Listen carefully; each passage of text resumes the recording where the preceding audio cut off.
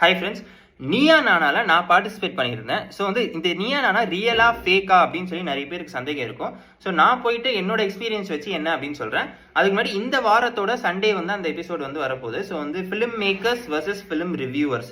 So film makers அப்புறம் public general ஆடியன்ஸ்லாம் ஒரு பக்கம், இந்த பக்கம் வந்து ஃபிலிம் ரிவ்யூவர்ஸ், கிரிட்டிக்ஸ், ஃபிலிம் வந்து ரிவ்யூ சொல்கிறாங்களா ஆன்லைனில், அவங்களாம் ஒரு பக்கம். இதுதான் இந்த டாபிக்.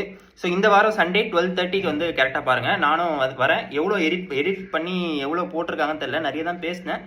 எவ்வளோ வரும் தெரியல, ஒரு 2 நிமிஷமாச்சும் காமிச்சா நல்லாயிருக்கும் டிவியில்.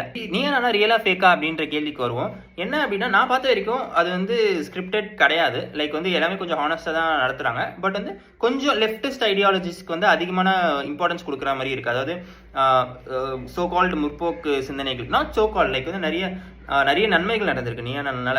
ஜாதி அப்படின்ற ஒரு விஷயம் வந்து தவறு அப்படின்னு இந்த காலத்து இளைஞர்களுக்கு ரொம்ப ஸ்ட்ராங்காக மைண்டில் இருக்குது அப்படின்னா வந்து அதுக்கு ஒரு பெரிய பங்கு வந்து நீயா நானாக்கும் கோபிநாத் சாருக்கும் இருக்குது. ஏன்னா அவங்க பேசி வாக்குவாதங்கள் செய்து அதெல்லாம் கொண்டு வந்திருக்காங்க.